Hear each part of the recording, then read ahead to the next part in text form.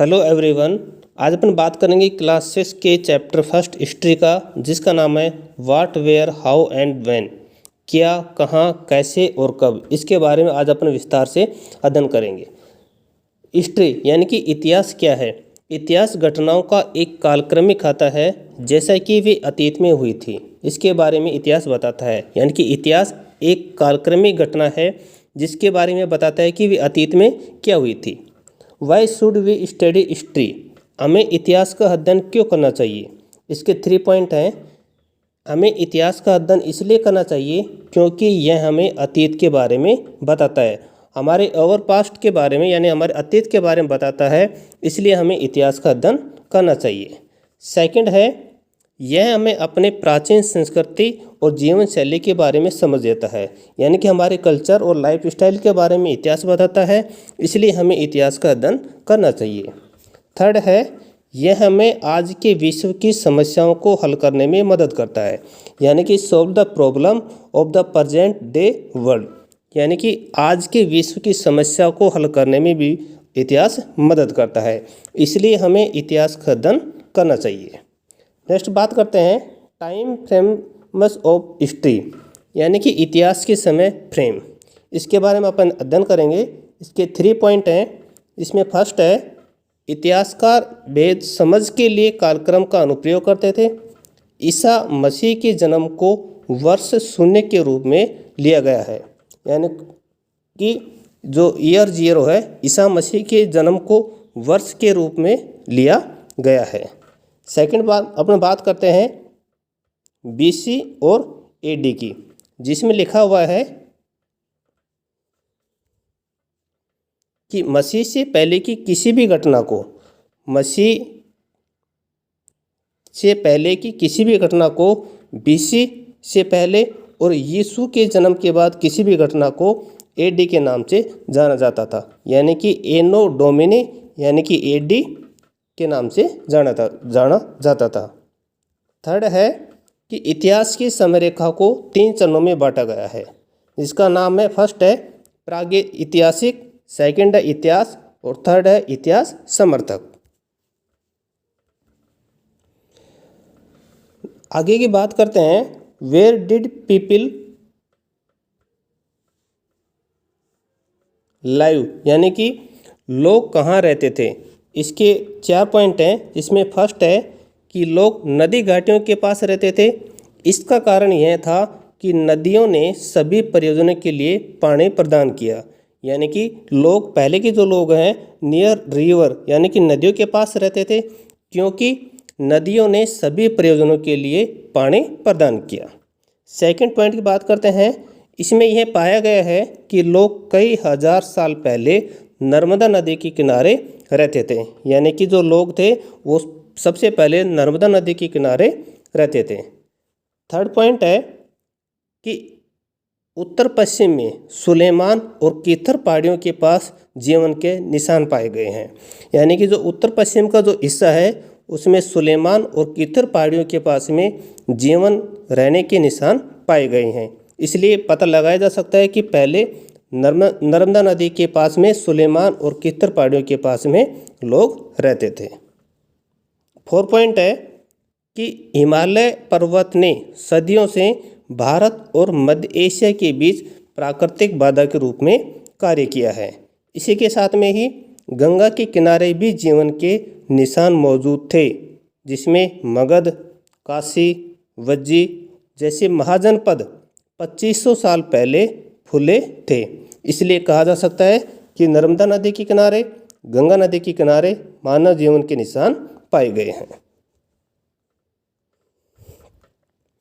Next बात करते हैं कि भोजन के स्रोत, रिसोर्स ऑफ फूड, यानी कि भोजन के स्रोत कैसे प्राप्त हुए। इसके 3 पॉइंट हैं। इसमें फर्स्ट है कि लोगों ने अपने भोजन के लिए जड़ें, फल और वनोपज एकत्रित किए और पशुओं का शिकार भी किया। इस पशुओं के शिकार के माध्यम से भी लोग भोजन प्राप्त करते थे। सेकंड पॉइंट है कि उत्तर पश्चिम क्षेत्र के पास लगभग 8000 साल पहले 2 फसलें, जिसमें फर्स्ट है गेहूँ और सेकंड है जौ, यानी कि गेहूँ और जौ उगाई गई थी, जहां सुलेमान और कीथर पहाड़ियाँ स्थित हैं। Very important. थर्ड पॉइंट है कि पूर्वोत्तर में गारो हिल्स का क्षेत्र और मध्य भारत में चावल उत्पादन में विकसित किया गया था। तो इस प्रकार से भोजन के स्रोत पहले के लोग प्राप्त करते थे।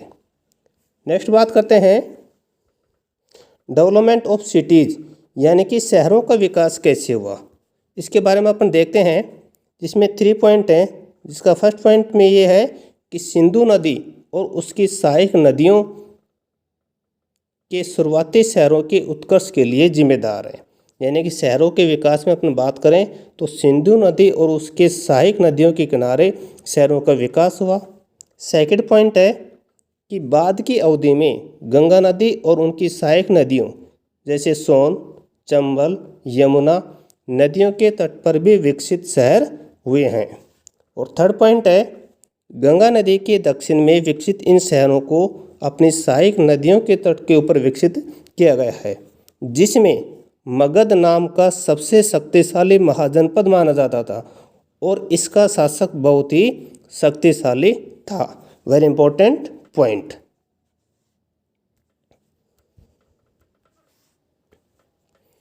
बात करते हैं नेक्स्ट कि वाई डिड पीपल ट्रेवल, यानी कि लोगों ने यात्रा क्यों की। इसके 3 पॉइंट हैं, जिसमें फर्स्ट पॉइंट के बारे में कि लोग प्राकृतिक आपदाओं से बचने और दूसरे शहरों को भी जीतने के लिए अपनी आजीविका की तलाश में एक स्थान से दूसरे स्थान पर यात्रा करते थे, इस कारण से लोगों ने यात्रा की। सेकंड है कि धार्मिक शिक्षक अपने धार्मिक समझ लोगों तक पहुंचाने के लिए वो एक स्थान से दूसरे स्थान पर चले जाते थे, इसलिए लोगों ने यात्रा की। और थर्ड पॉइंट ये है कि लोग एक स्थान से दूसरे स्थान पर अपने व्यापार के लिए भी जाते थे। तो इन 3 पॉइंटों के आधार पर अपन कह सकते हैं कि लोगों ने अपनी यात्रा की। नेक्स्ट पॉइंट है कि भारत का नाम कैसे लिया गया। इसके भी 3 पॉइंट हैं। भारत का नाम क्यों लिया गया। हमारे देश को भारत और भारत कहा जाता है। भारत का उपयोग उत्तर भारत के लोगों ने संस्कृत रचना ऋग्वेद में किया था, इस कारण से भारत कहा जाता है। थर्ड पॉइंट है सिंधु शब्द सिंधु नदी से अपनी जड़ों का निशान है, जिसे संस्कृत में सिंधु कहा जाता है। और 4 पॉइंट है कि सिंधु नदी की पूर्व की भूमि को भारत कहा जाता है।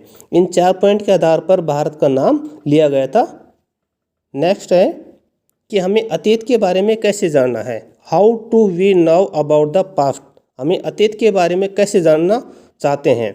इसमें फर्स्ट पॉइंट है कि पुरातात्विक और इतिहासकार हमें अतीत के बारे में बताने के लिए कई स्रोतों का अध्ययन किया है, जिसमें से 2 प्रमुख हैं, पुरातात्विक स्रोत और साहित्यिक। जिसमें फर्स्ट है पुरातत्व, स्थलों की खुदाई और भौतिक अवशेषों के विश्लेषण के माध्यम से मानव इतिहास और प्रागैतिहासिक का अध्ययन मिलता है, इस कारण से अपन कह सकते हैं।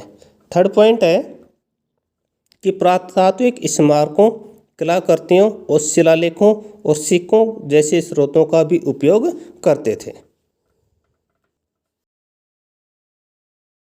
4 पॉइंट है साहित्यिक हस्तलिखित या अतीत का कोई अन्य लिखित अभिलेख साहित्यिक स्रोत के बारे में भी जाना जाता है। 5 पॉइंट है कि साहित्यिक स्रोतों में 2 प्रकार के साहित्य, जिसमें धार्मिक साहित्य और धर्मनिरपेक्ष साहित्य शामिल हैं, इसके आधार पर भी हम जान सकते हैं। 6 पॉइंट है पांडुलिपियों को बहुत पहले लिखी गई पुस्तकें आमतौर पर ताड़ के पत्तों पर लिखी गई थी। इन धार्मिक पुस्तकों के आधार पर भी अपन पता लगा सकते हैं। और लास्ट पॉइंट है शिलालेख कठोर सतह पर लिखे गए थे, जैसे पत्थर या धातु वस्तु कठोर स्थायी पदार्थों पर बनाई गई थी। तो ये था फर्स्ट चैप्टर इतिहास के बारे में। आपको पसंद आए तो वीडियो को लाइक ज़रूर करना। मिलते एक नए वीडियो के साथ में, तब तक के लिए जय हिंद।